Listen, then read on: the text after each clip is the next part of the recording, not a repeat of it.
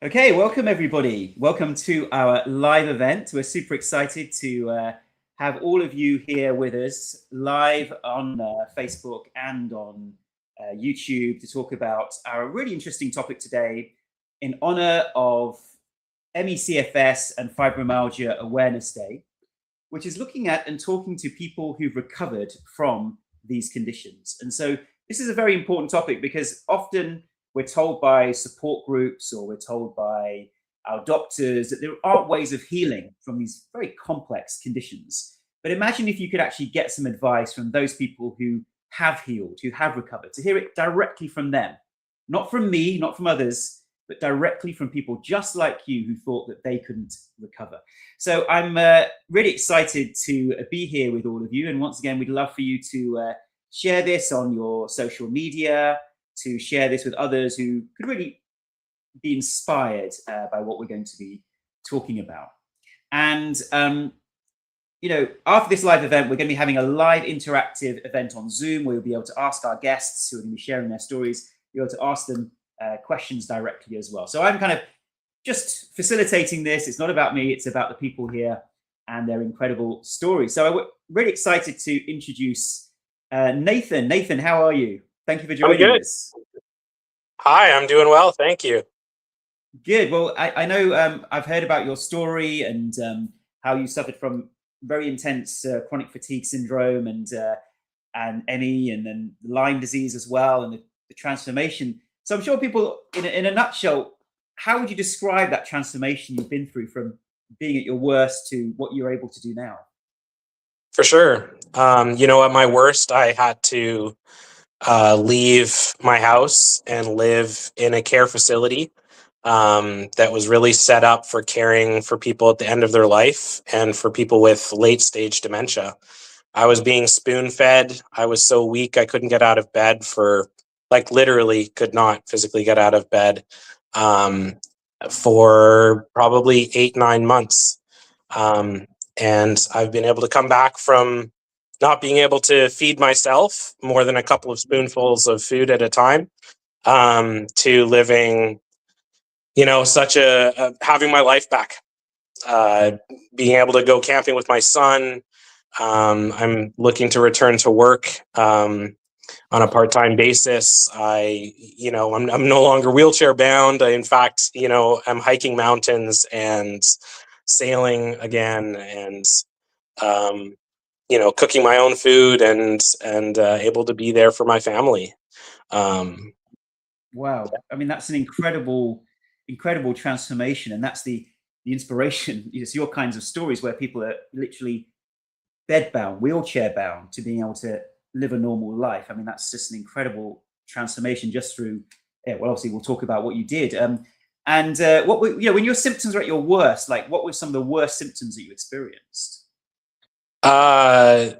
Debilitating fatigue, obviously, just, physically couldn't move.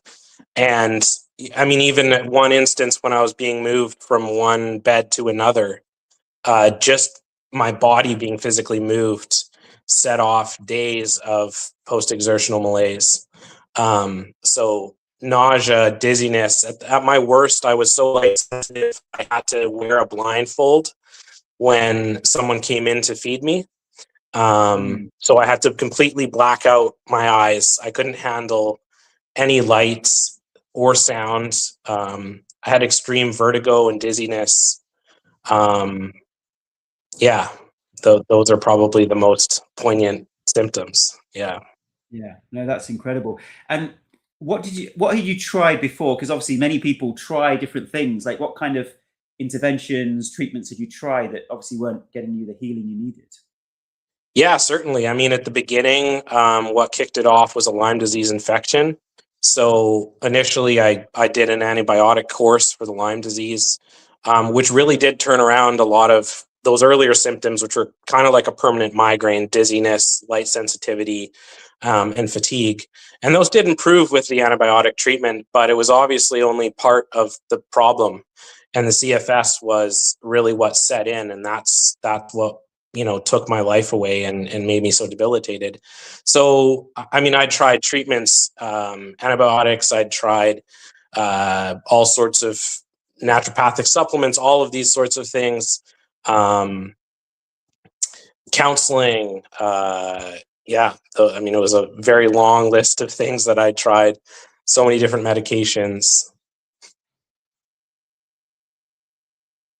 Right. So kind of a whole suite of different interventions that you actually tried. And then I think, so what shifted for you? Like, what was the moment or realization that really changed things for you? Yeah, I mean, to be honest, your program was recommended to me by my doctor. I finally got in to see the preeminent chronic fatigue specialist, a GP, not a GP, a internal medicine doctor. And when he spoke about, he said, the only thing that I've seen people give people remission from chronic fatigue is the Gupta program. And it just blew my mind. I said, remission? I've been told for 8 years that this is a permanent condition. There is no recovery. The best you could hope for is, if you don't push yourself and you don't crash, that you might be able to maintain what your physical, level of activity is at the time. And for me, over those 6 years, it had been constantly decreasing from, being able to walk and maybe jog for 10 minutes to then not being able to walk, to then being housebound, wheelchair bound, and bed bound. Right. So it had been 6 years of being told it's permanent. It'll only get worse. There is no such thing as getting better. And just living in this world of fear. This was a real interesting thing once I started doing the Gupta program, was that the medical profession, in the best of their knowledge and from the best of their experience, I guess, and what they have, had been telling me a message of fear. If you ever crash, if you overextend yourself, if you experience these symptoms, then that's an indication that you've done too much and that you're going to get worse and worse, and you're going to crash and never fully recover, and so forth. So it was a fear message. And it was only after sort of going through the first few videos of your program and really meditating and doing all of that sort of meditation, nervous system, down regulation work, that it twigged on me, oh, I've actually been living in a fear state for 8 years. My body has thought, every time I experience a little bit of vertigo or light sensitivity, that this is, this whole precipitous fear message that I've been told and had been reinforced by medical doctors, right? So that was a really pivotal turning point for me, was realizing, oh, this message that I'd accepted about chronic fatigue for 8 years was false, and was also perpetuating the fear state that my body was living in, which is ultimately what perpetuates chronic fatigue, is your system being in fear about, for my case, even just moving was activating a fear response from my nervous system.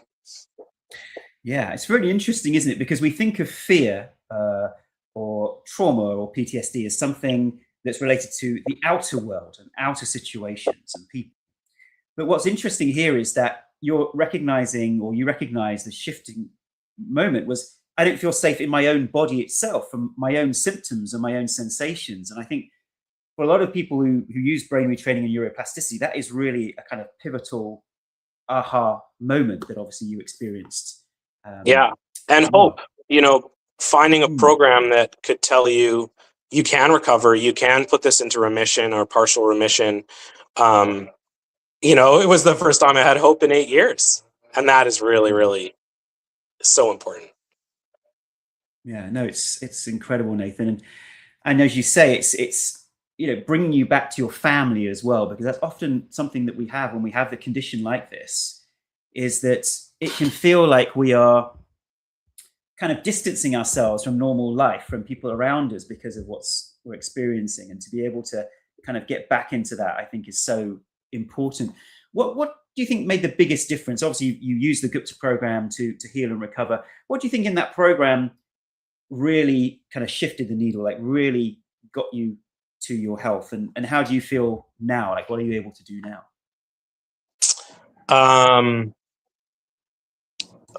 I mean, it's so hard to say, because I really feel like, the program works as a whole. And so it's hard to say that one thing was fundamental more than another. But for me, I would say the real turning point was, I moved very slowly initially. I only did 5 minutes of video every couple of days. That was all that my cognitive stamina could tolerate at the time. But I did those meditations, even just 5 minutes, or the breath work for 5 minutes.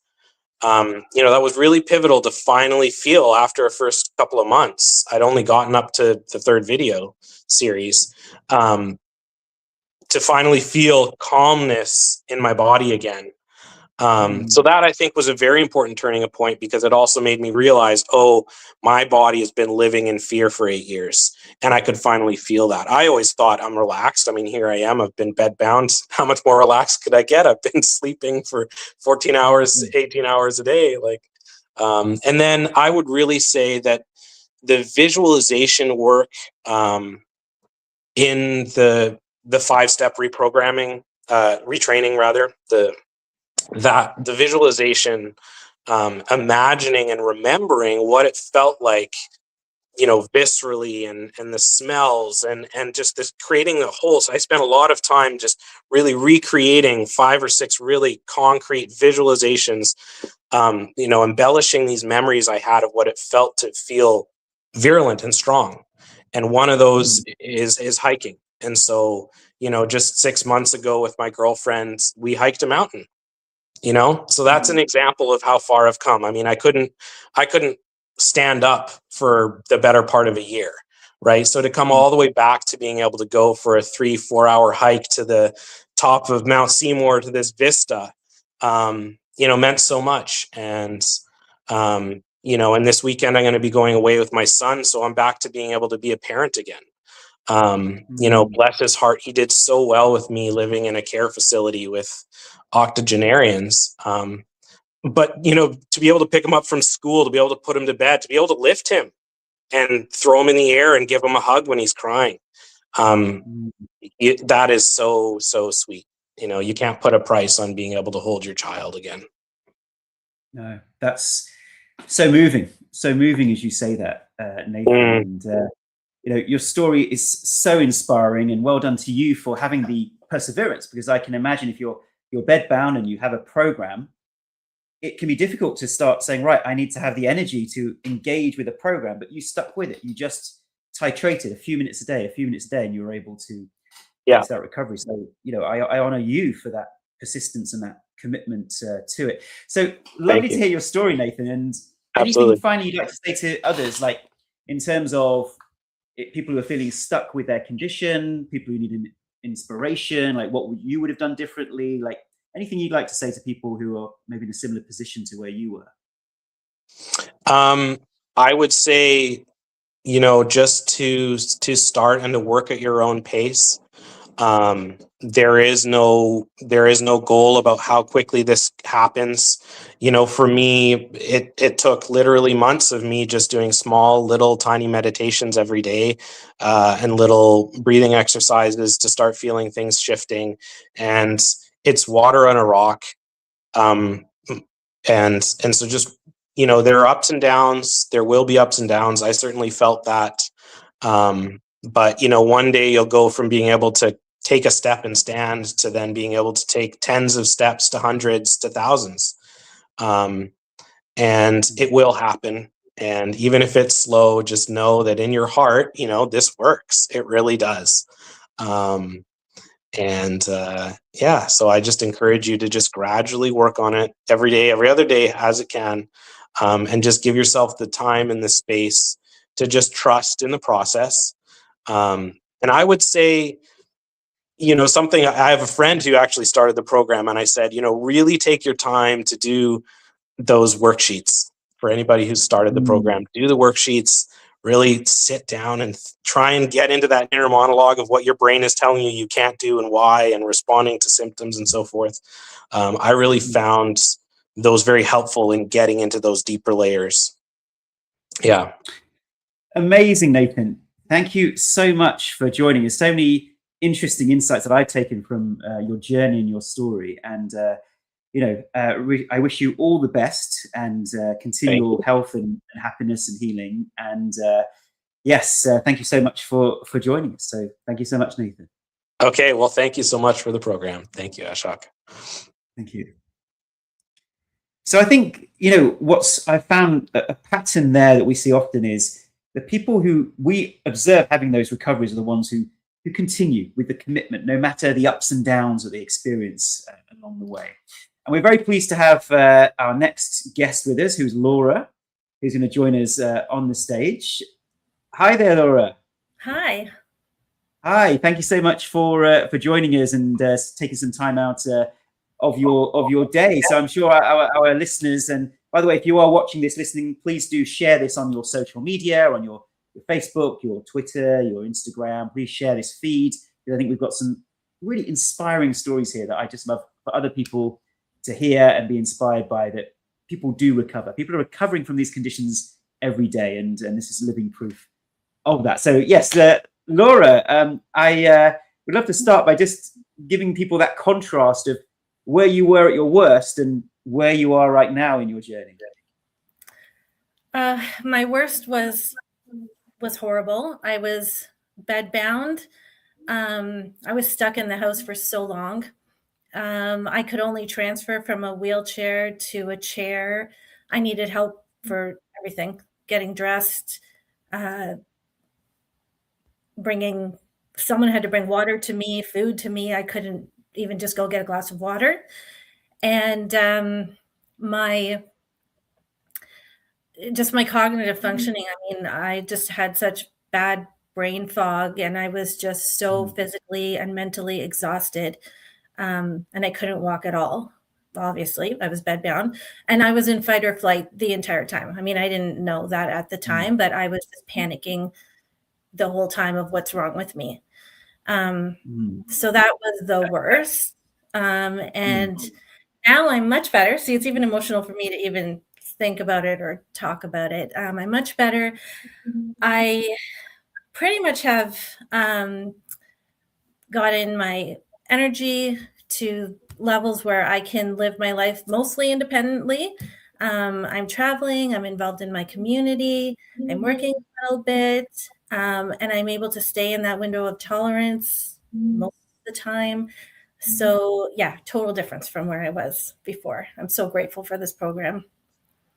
Wow. So a similar story of going from, once again, bedbound with that intense fatigue to actually being able to lead a normal life, which is just incredible. And what had you tried before? Because obviously when people get diagnosed, what were you diagnosed with, so everyone also knows? I was diagnosed with chronic fatigue, which took a really long time to even get a diagnosis. I think I probably went a year of going to every kind of specialist. I'm in Canada, so every kind of specialist out there to try to see what it was. We have long wait times for doctors, and I would call in the mornings because I knew they'd get cancellations, and I'd be crying because I think I want to see a neurologist, but my appointment's in 8 months, and I don't want to wait 8 months because I keep going downhill. So I don't know what I'm going to look like in 8 months. So I was really panicking. I saw all these different doctors, and they all kept saying, oh, it's a virus. It just has to run its course. Not helpful at all. I waited 18 months to see an environmental specialist, and she's the one who diagnosed me with chronic fatigue and gave me a few tips. And that was helpful. I mean, she didn't have great things to say about having chronic fatigue, but at least I had a name for it. And I had tried a whole bunch of things. I mean, I tried a mindfulness stress reduction program that was just meditation. I saw a functional medicine doctor, had a whole bunch of tests done, changed my diet, all that kind of thing. Naturopath, osteopath, physio, went on some medication, a couple different therapists. And then finally, this private chronic fatigue clinic opened up in Toronto after long COVID became a thing. And it was $2,000. And I thought, okay, I'm going here and we're going to figure this out.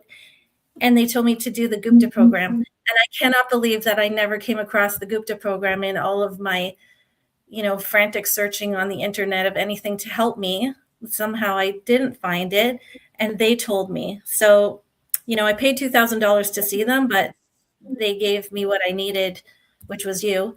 to get better. So that's what led me here. And all those other things that I did, I would say they helped a little bit with the downstream symptoms. Just they didn't get to the, the heart of it. Of course. And yeah, it's quite a journey that obviously you were on. What do you think made the biggest difference? So obviously you used the Gupta program, and what do you think was the kind of critical success factor to make it work for you? Because obviously there'll be lots of people watching who perhaps have thought about brain retraining, thought about neuroplasticity as a kind of something they'd like to take on. What do you think was really made it work for you? I love the program, love it. And I think you're amazing. I think, first of all, the first couple of videos where you were explaining, and I was debating, if this is the right thing for me. You were explaining about when you have a lot of stress and you get a virus, that can lead to chronic fatigue. The way you were describing it was exactly what had happened to me. And that was the first time that I had heard anyone in all of this whole crazy thing happening to me say anything that made sense about what had happened in my body. And so right away I felt hope, because I thought, wait, I feel like I'm understood here. I feel like this is the right thing. And then when I joined the program, hearing other people going through the same thing that I was going through, regardless of where they were in their healing journey, that helped me so much, because I felt so alone and so isolated in what I was going through. And I felt like I wasn't alone. And that took away a big chunk of that fear right away, because now I can stop ruminating on what is this, what's wrong with me, what's going to happen next kind of thing. And I focused on healing. And I made these amazing friends in the Gupta program. And we still keep in touch, and we helped each other. And that was a huge part of it. I even came to the Gupta retreat, and that was also just such an amazing experience. And just the structure of the program, I needed that. When you're just lying there, not feeling well, you have way too much time to think. You're just looking at your house, which is a mess, and you can't do anything about it, and you can't really help your kids or do whatever. That's how I felt. And now I had this program that was giving me tools, and it was giving me structure in my day. And I think all of that really helped. It was what I needed. Yeah. And I love, actually, Laura, what you said about not feeling alone, because many people, whether they've got chronic fatigue syndrome, fibromyalgia, long COVID, mold illness, it can feel very isolating because doctors don't believe you, or they don't take it seriously. You can have friends and family who don't really understand. And to have a community of people who you're connecting with online, and obviously we have people connecting on Zoom as well. We have a buddy program. All of those options for community connection, I think, then are half the battle in terms of overcoming fear and being able to say, hey, I can work on my recovery. And obviously the daily Gupta size as well, the daily live events. I think these are all things we've tried to put in place to make sure that people feel a sense of camaraderie and community with everybody. So Laura, personally, I'm just so inspired. And once again, it's these patterns that we're seeing in people who recover, which is that sense of not being alone with their condition, that sense of commitment to their retraining and keeping going no matter what.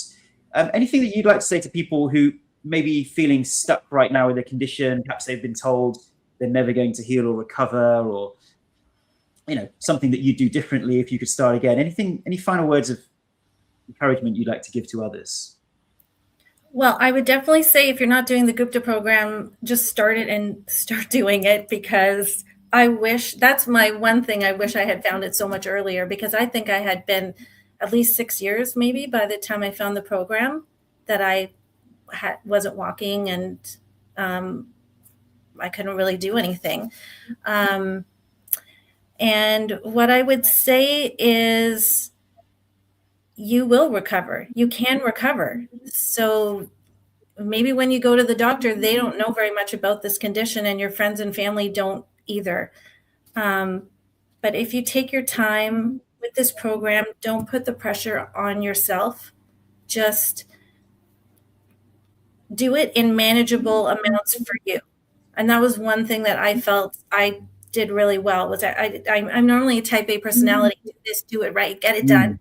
But in the program, I really took my time, and I didn't put pressure on myself. I didn't give myself timelines. Okay, you know, in 6 months, I'm going to be here. I didn't do that to myself.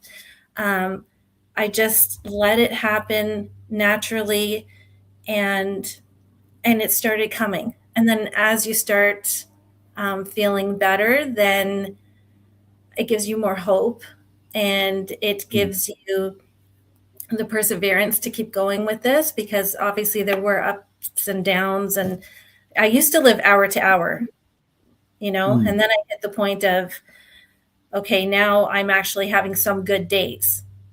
And now I'm at the point where I can say that every now and then I have a bad day, or maybe I have a few bad hours, right? So I've just come so far, but it's also taken me quite a while. I felt that compared to some of my Gupta friends, I was taking longer than other people, but I didn't let that get to me. And everybody was so supportive. We're all on our own journeys, and everyone is on their own timeline. I think that's been a really interesting point, that it can be very tempting to compare our journey to somebody else and think, oh, they used that program and they got well in a month, or they got well in a, and actually it's about our own journey and saying, I'm not going to put a timeline on it. I'm just going to have that commitment and continuing brain retraining until I reach that recovery. And then you take the pressure off yourself and that comparison. So Laura, thank you so much for your time today. I really, really appreciate it. Thank you for coming on. And I wish you all the best in life, and hopefully see you again soon. So thank you so much, Laura. Thank you. And thank you for everything that you're doing for us. I really appreciate it. Thank you so much. So yeah, that's our second guest who was sharing her story there. And I think, once again, when we ask people, what are the critical success factors? What got you well? There are a number of things that come up regularly. It's that sense of getting involved in the Gupta program community. For some people, that's very important. Most importantly, that sense of, I am going to trust and let go in brain retraining. I'm not going to put a timeline on it. I just keep going until I make that recovery. And of course, there'll be ups and downs along the way, but with that commitment, with that keeping going, people tend to have the recoveries that they choose to have. And I'm also, you know, I have a story myself, as many of you may know. I suffered from ME and chronic fatigue syndrome back in the late 90s, when these conditions weren't really understood. They weren't really taken seriously. They were called yuppie flu. And I went on a journey of trying to understand what caused these conditions. And in my worst moments, I felt absolutely terrible, had no energy, couldn't do anything. And I remember in that worst moment, I made a contract with the universe to say, if I can just get myself 30% better, 50% better, I will dedicate the rest of my life to helping others with this condition. And I managed to then find some information that I thought was interesting. It was actually a book in Cambridge. It was a bookstore. And there was one book by Professor Joseph Ledoux called The Emotional Life of the Brain. And that was the book. That was the neurology book that helped me understand what I believed was going on in the brain that may be causing these chronic conditions. Not in the mind. We definitely don't say these conditions are in the mind, but we do believe they're in the unconscious brain. And that is often at the root cause of many of these conditions. And then through some ad hoc brain retraining, I got fully well within months, and then set up a clinic to help others. And that has been my life purpose, is to help people like you, or people that you know, who are suffering from a chronic condition and your doctor has said there's nothing more we can do. Then we realize it's not a hardware problem, which is what mainstream medicine is very good at dealing with. It's a software problem. It's a problem of systems biology. It's the brain overreacting, over-responding. And through this gentle nervous system regulation, core brain retraining, and all the other things that we do in the Gupta program, we can gradually train the brain out of these chronic immune and nervous system responses and get people back to health. And we've now published 7 clinical studies on this, and more, about 3 or 4 more RCTs, randomized controlled trials, about to be published. So lots of great evidence to support this as well. And if you're enjoying this today, please do share this on your social media. Please like us on Facebook, Instagram, YouTube, and share this video far and wide to people who need to hear this today. That recovery is possible, no matter what anyone has said. And that leads me nicely to our next guest. We're very pleased to have with us Cindy. Hi there, Cindy. Hi. Hi. So lovely that Here. you can join us. And Cindy actually experienced a different condition, long COVID. And once again, I just always like to kick off with just that contrast of how did you feel in your absolute worst moments, and what are you able to now do, having had long COVID? Well, I actually got long COVID. I've had long COVID twice. I got my first bout of long COVID in December of 2020. And in the beginning, same thing, bedbound. I was bedbound for about 6 months. Luckily, my husband found your program on a symposium, a doctor symposium about long COVID. And so I was able to, after 6 months of being bedbound, get on the Gupta program. And, immediately I loved the hypothesis. The hypothesis made so much sense to me. So the belief was a huge factor. And so little by little, I just started getting out of bed because I had also had tachycardia, I had heart palpitations, and severe anxiety, like really severe. And then now, and actually both times, I now I travel, I do yoga, I walk 3 to 4 miles every day. I remember the first time I cooked dinner for my family, how emotional that was. I cooked and wept and cooked and wept. Just the fact that I was able to do things that I, had not done for so many months. So it was incredible.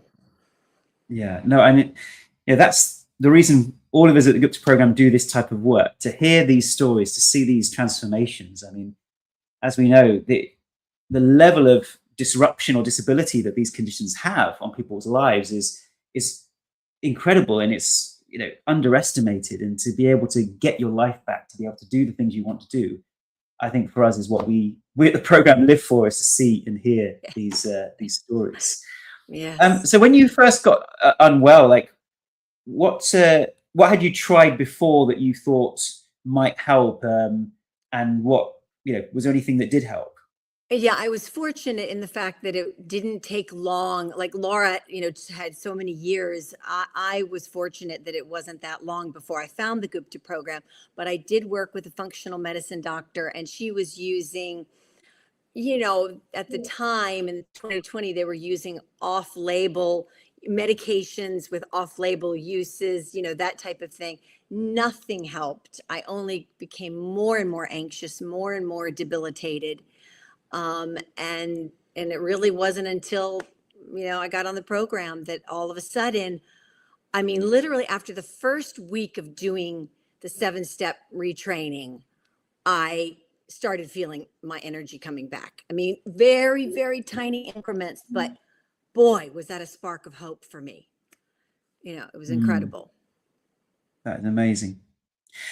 And what in the program do you think, we always use this phrase, critical success factors. What do you think for you were the key attitudes towards it, or the key tools that really made the biggest difference?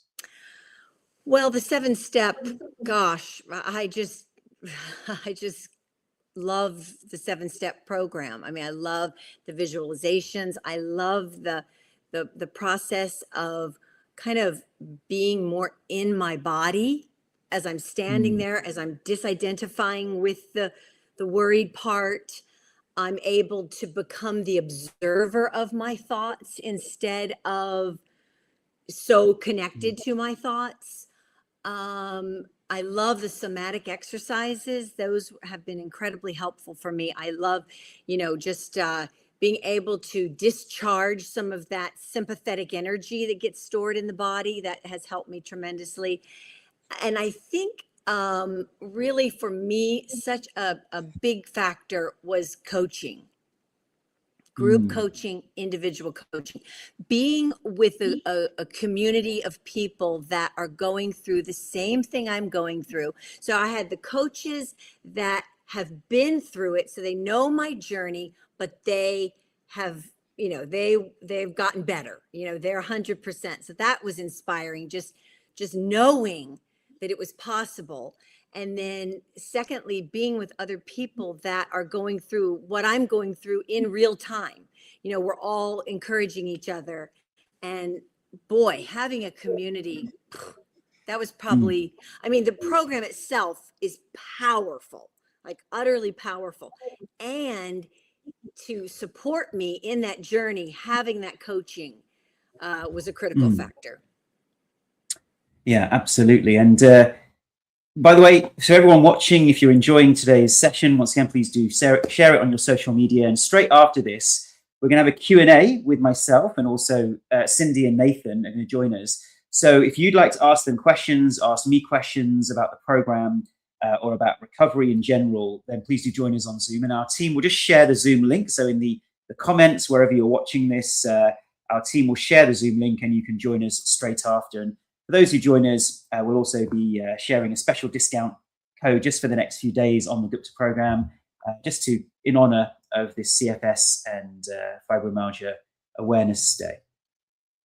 So Cindy, what would you say to those who have chronic fatigue or kind of long COVID, in terms of if they're feeling stuck, if they've been told, you know, there's no healing, there's no recovery? And in fact, I'm hearing this actually in long COVID groups where there's a sense of doom and gloom. There's a sense of, oh, nothing really helps. You know, perhaps change your diet, perhaps do this, but nothing's going to help unless we have some miracle pill that's going to come along, which is, I think, what a lot of people are waiting for. And I think the chronic fatigue syndrome sufferers have been through 40, 50 years of that, you know, of waiting for this magic pill to come along. You know, what advice would you have for them having gone through this journey? Oh, I think belief is huge. And I think I was fortunate in the fact that I actually, it was so new at the time. So I wasn't involved in a lot of the doom and gloom on the Facebook pages, right?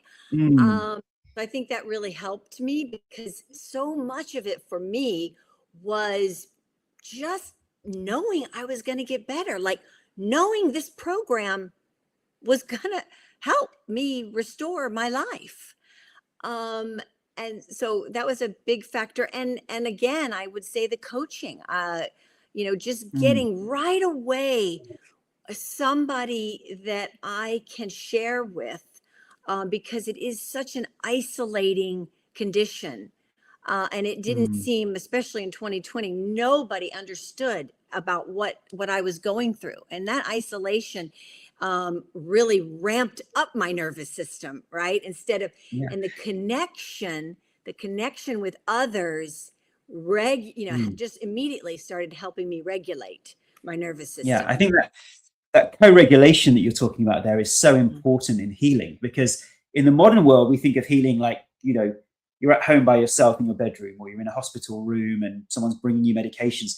But in most cultures, most civilizations, healing was always part of a community, part of a group, right? Realizing that healing happens at many different levels: the physical, the emotional, the spiritual. And having that connection is something that I think is an important part of everyone's journey, and having that understanding that someone knows what you're going through and they care and they want to help you, I think is powerful. Because I remember in 2020, I mean, we were all in fear. It was a pandemic. We didn't know where it was going to go, how people were going to be affected. And then to suddenly have long COVID after that was very scary for many people. And so, as you say, that co-regulation with the coaches, having people who've been on this journey, who can be with you, sit with you, listen to your story and inspire you towards recovery. I mean, that is invaluable. And we have 30 to 40 trained coaches around the world who support people one-on-one. And as you say, do the group coaching as well. And the amount of experience, I mean, they've been doing it for 10, 15, 20 years. The amount of experience that they've now got from treating hundreds of patients, to me, is always inspires me as well, the depth of knowledge from our coaches. Yes. Yeah. Yeah. They are such great regulators, nervous system regulators, because they're calm, because they understand. Yes, I totally agree. And so, yeah, finally, what any words that you'd like to share with the people watching right now? Perhaps they're suffering from chronic condition, perhaps they know somebody who is. Any final words you'd like to share with them? I think what I am so grateful for is that this condition kind of came about because there was a lot of deeper patterns running in my life that were draining my energy that I didn't even understand. That even now that I'm 100%, I live by that guidance, more in my life. So it's not just, yes, hallelujah, I'm back to, living a normal life, but I also understand myself so much more. I understand, and I really love and care for myself so much more. I was the type of person that was always trying to take care of everybody else so I could feel safe. And now that is switched with me. And I hope for my life that I really value myself. And then out of that comes the love, like the compassion for myself has helped me have more compassion for others. But it's really taught me the deeper way, a deeper way to live my life authentically. This is so powerful because as you've lived in the program, we aren't just about getting people well in terms of the short-term hit of do some brain retraining, you can heal, but we want people to stay well for the longer term. So we go much deeper into what was the original reasons behind this condition? What kind of patterns were we running? How were we pushing our bodies too hard? And what did we learn from that? And often that deeper healing, dare I use the word spiritual, that deeper spiritual healing is what then gets people the longer term healing for the rest of their lives. So it's using the condition as an opportunity for an even deeper self-reflection, which I think people get a lot from, and the somatic work, the parts retraining, all of that is so powerful. So Cindy, thank you so much for your being with us today and your inspiring words. It's been so beautiful to have you here. And so now for everybody, Cindy and Nathan will join us on the Q&A. So I've put that up on the screen there. It's in the comments section wherever you're watching this. So please just join us on the Q&A. We'll talk a bit about the program. You get the opportunity to ask Cindy and Nathan questions and find out more. And we have a special discount code for anyone for the next few days in honor of the Awareness Day today. And that discount code is Recovery12. So it's the 12th of May for ME, CFS and Fibro Awareness Day. So we're giving a 12% discount.